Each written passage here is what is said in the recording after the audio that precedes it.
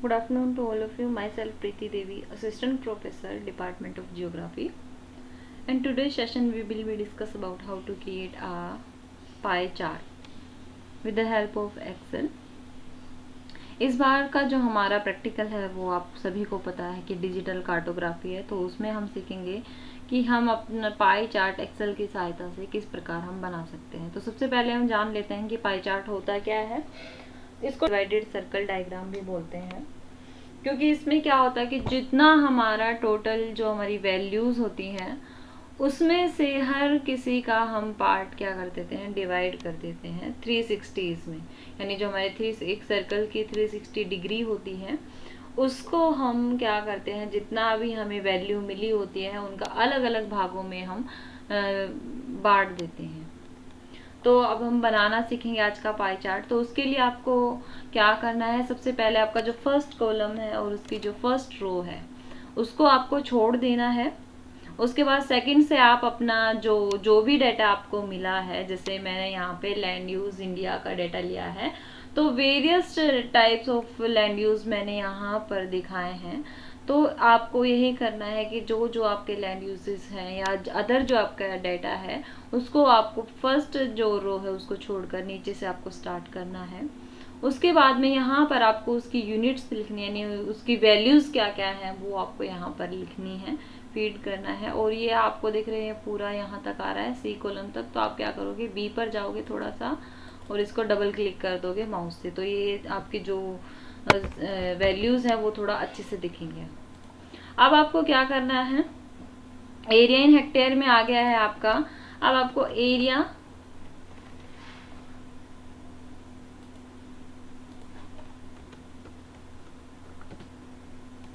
इन degrees निकालना है आपको। अब आपको क्या करना है, सबसे पहले यहाँ पर इस पर आप क्लिक करोगे।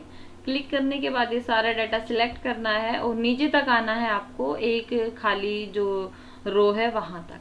इसके बाद आप लेफ्ट कॉर्नर पर आओगे और यहाँ आने के बाद आपको काफी सारे फीचर्स दिख रहे होंगे जहाँ पे फिल है, क्लियर है, और उस पर ही सबसे ऊपर आपका ऑटो सम होता है। तो यहाँ पर आपको ऑटो सम करना है, तो इसका ग्रैंड टोटल आपके पास आ जाएगा इन सारी वैल्यूज का। अब आप यहाँ पर एरिया इन डिग्री निकालना शुरू करेंगे।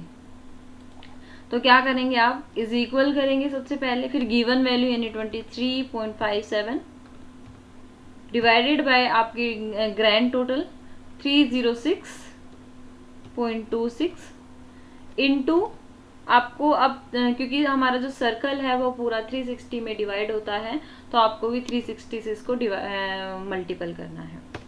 तो ये आपका यहाँ पर डिग्री आ गई है। ऐसे ही आप सारों की डिग्री निकाल लेंगे। मैं रिपीट कर देती हूँ formula, is equal given value यानी हमारी जो 19.26 है divided by grand total 306.26 into 360। फिर से आपको यही को लास्ट तक रिपीट करना है। इज इक्वल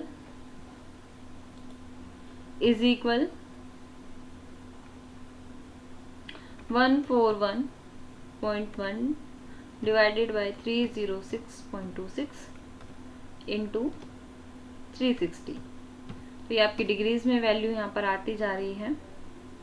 कभी कभी क्या होता है, हम इज इक्वल लगाना भूल जाते हैं, तो ऐसी कंडीशन में आपके सामने क्या सिचुएशन आती है तो वो एक बार देख लेते हैं कि मैंने अभी इज इक्वल नहीं लगाया।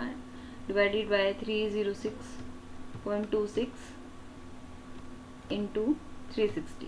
अब आप देखोगे कि ये आपका जो डाटा है उसको डिग्री में कन्वर्ट नहीं करेगा, इसीलिए मैंने आप सभी को बोला है। और आप सभी इस बात का भी ध्यान रखेंगे कि आप एक्सेल में काम करते हुए कोई भी आप सम जो ले रहे हो उसके लिए आप इज इक्वल जरूर लगाएंगे, तो तभी वो आपका डाटा डिग्री में हो चाहे वो आपका डाटा परसेंटेज में हो, तभी वो उसको कैरी करेगा। तो आप सभी देख रहे हैं यहाँ पर मैंने सारी डिग्री निकाल लिया। अब आप देखोगे कि यहाँ पर डेसिमल्स जो आपके हैं वो पॉइंट के बाद काफ़ी सारे हैं, तो उसके लिए आपको क्या करना होता है, इसको आपको डिक्रीज करना है। तो इसके आपको ये सारा सिलेक्ट करना है। उसके बाद यहाँ पर जहाँ पर जनरल लिखा हुआ है यहाँ से आपको ये पॉइंटों में कुछ दिखेगा आपको, तो यहाँ पे ये डिक्रीज डेसिमल आ रहा है और यहाँ पर ये इंक्रीज डेसिमल आ रहा है। तो इंक्रीज डेसिमल करोगे तो आपके डेसिमल्स बढ़ते जाएंगे पॉइंट्स के बाद, और अगर डिक्रीज करोगे तो पॉइंट के बाद आपके डेसिमल कम होते जाएंगे। जैसे आप देख रहे हो कि ये अब आपके जो डेसिमल है वो धीरे धीरे कम होना शुरू हो गए। तो मैं 1 पॉइंट तक इसको रखूंगी डेसिमल्स को। अगर आप चाहो तो इसको पूरा जो आपका फॉर्मेट है डेसिमल को आप ख़त्म करके पूरा सही फॉर्मेट में भी ला सकते हो। तो मैं इसको 1 पॉइंट के बाद एक डेसिमल का तो रख ही रही हूँ इसमें। तो अब आपको क्या करना है, यहाँ तक तो बहुत इजी है कि फॉर्मूला डाला आपने, डिग्री निकाल ली। इसके बाद में आपको ये वाला जो कॉलम है यहाँ से, इसको क्या करना है, आपको ये सारा डाटा सिलेक्ट करना है। अब उसके बाद आपको स्पेशल पेस्ट के लिए इसको Ctrl+C करना है, यानी हमारा कॉपी हो जाएगा। आपको यहाँ पर नीचे शीट 2 दिख रही होगी, तो शीट 2 पर जाकर आपको ये डाटा यहाँ पर पेस्ट कर देना है। तो ये डाटा आपका इस शीट पर आ जाएगा। उसके बाद इसको आप हटा दीजिए, अब कॉपी का यहाँ ज़रूरत नहीं है। अब यहाँ पर आप आएंगे तो फिर से इसको सारे को सिलेक्ट करना है। अभी इसको यहाँ से हमें हटा देना है। तो आप क्या करोगे, अल्ट वाली की दबाओगे, जो आपके ALT वाली की होती है जो कीबोर्ड में, उसको आपको दबाना है। फिर पहले E प्रेस करना है, फिर D प्रेस करना है, और फिर C प्रेस करना है, यानी एडिट डिलीट कॉलम। आपके 3 स्टेप्स होते हैं, EDC, एडिट डिलीट कॉलम में। दोबारा आपको और ओके कर देना है, यानी वो आपकी वो चली जाएगी। मैं एक बार दोबारा आपको बताती हूँ, Ctrl+Z करके आप उसको वापस लेकर आ सकते हो। आपको क्या करना है, आपका एरिया एंड हेक्टेयर सेलेक्ट करके आपको नीचे तक इसको सिलेक्ट करना है, या फिर इसी यहीं तक आप सिलेक्ट कर सकते हो इसे। अब आपको ALT वाली जो आपकी अल्टरनेटिव वाली जो की होती है, आपको वो दबाना है, प्रेस करना है। फिर EDC, आपको 3 स्टेप्स याद रखने हैं EDC वाले, एडिट डिलीट कॉलम।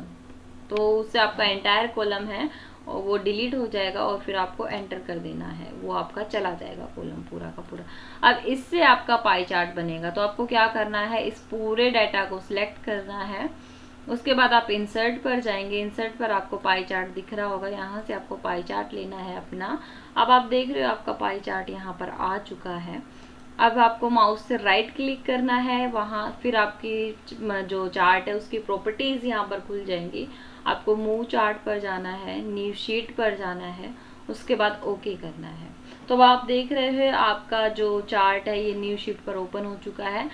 आपको अगर कोई कलर चेंज करना है, उसका स्टाइल चेंज करना है, जो कुछ भी आपको चेंजमेंट करने हैं चार्ट में, वो आप पहले ही कर लोगे, क्योंकि आप बाद में नहीं करोगे आप इसके कलर्स में कुछ भी चेंज, क्योंकि तब बाद में करोगे तो सारा जितना भी काम आपने किया है उसका फ़ॉन्ट स्टाइल और फ़ॉन्ट साइज वगैरह वो आपको दोबारा से चेंज करने पड़ेंगे। तो इसके लिए आपको जो भी साइज़ लेना है, कलर लेना है, आप उसको पहले ही सिलेक्ट कर लें सभी के सभी।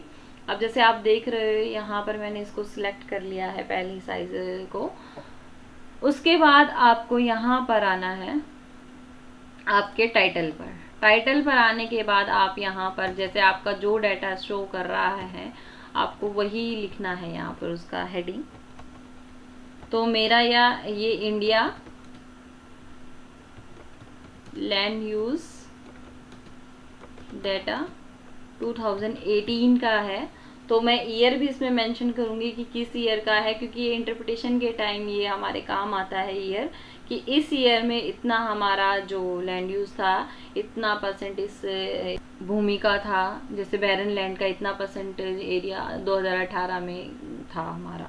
तो ये सारी चीज़ें फैलो। उसके बाद आप बात करेंगे हमारी प्रति भूमि, तो 2018 में इतने प्रतिशत हमारी प्रति भूमि थी। तो इस जब हम इंटरप्रिटेशन सीखेंगे तब हमारे ये जो डाटा है वो काम आएगा, यानी वो उसका ईयर काम आएगा हमारे उसकी। आपको अब Ctrl+A करना है, सारे को सिलेक्ट करना है, होम पर आना है। होम पर आने के बाद आप फिर स्टाइल पर आएंगे।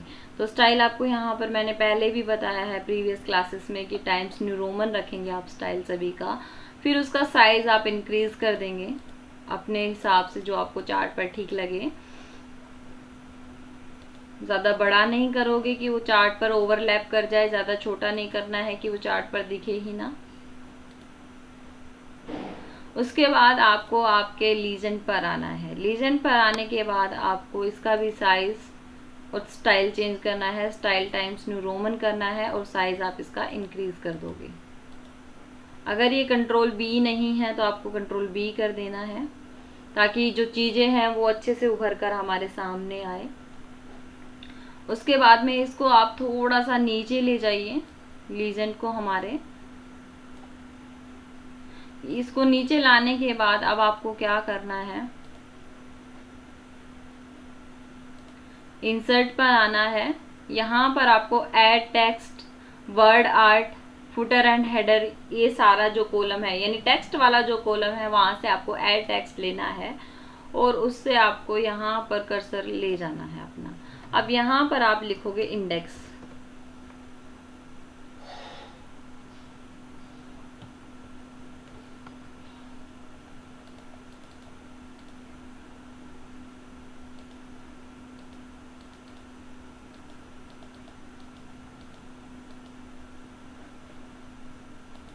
तो ये आपका इंडेक्स यहाँ पे आ गया है। अब इंडेक्स को भी आप सिलेक्ट करोगे सारे को। सिलेक्ट करने के बाद आपको यहाँ पर इसका भी फ़ॉन्ट स्टाइल चेंज करना है, टाइम्स न्यू रोमन। फिर इसको अभी आप साइज़ इसका इंक्रीज़ करोगे। जो आपका लीजेंड है उससे थोड़ा बड़ा साइज़ रखना है इसका। फिर इसको कंट्रोल बी करोगे और अब इसकी लोकेशन आप थोड़ा सा नियर बाई कर दोगे आपके लीजेंड के।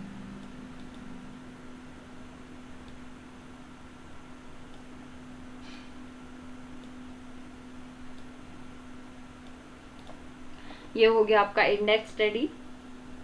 उसके बाद आपको यहाँ पर डाटा लेबल्स लगाने हैं। तो आप इसको सिलेक्ट करोगे पहले लेफ़्ट क्लिक से, फिर राइट क्लिक करना है आपको। फिर वहाँ राइट क्लिक करने के बाद आपको यहाँ पर चार्ट की जो प्रॉपर्टीज़ है वो खुल चुकी है आपकी। तो आप यहाँ पर ऐड डाटा लेबल्स देख रहे हैं, तो यहाँ पर ऐड डाटा लेबल्स आप लगा देंगे।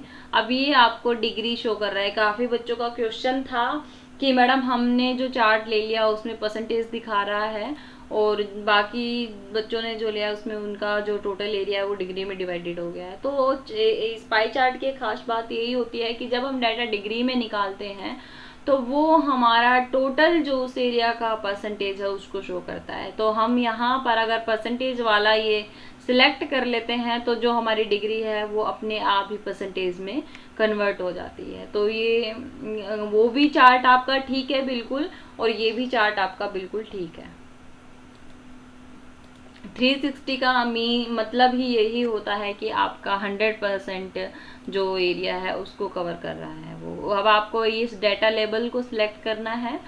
उसके बाद आपको जो आपका ये दिखा रहा है फ़ॉन्ट स्टाइल, इसको आप चेंज कर देंगे।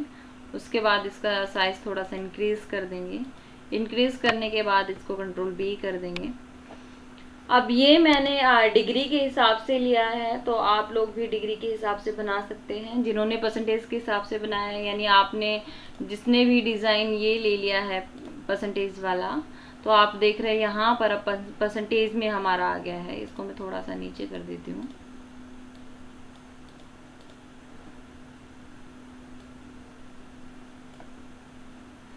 अब आप देख रहे हैं कि ये टोटल 100% में डिवाइड हो गया है। ये हमारा जो हमने फॉर्मूला पुट किया था तो उसके बेसिस पर ही हमारी परसेंटेज ये डिवाइड हुई है। तो ये वाला चार्ट भी आपका बिल्कुल ठीक है और पिछले वाला चार्ट भी आपका बिल्कुल ठीक है। तो आप दोनों चार्ट बना सकते हो, कोई प्रॉब्लम नहीं है इसमें। बाकी अब आपका इसका सेव का काम रहता है। तो आप फाइल पर जाएंगे, फिर उसको सेव एज करेंगे और सेव एज करने के बाद आप इसको सेव कर दोगे। कोई भी अपना एक नाम दे सकते हो आप इसे, जैसे मैं इसको पाई चार्ट नाम दे रही हूँ।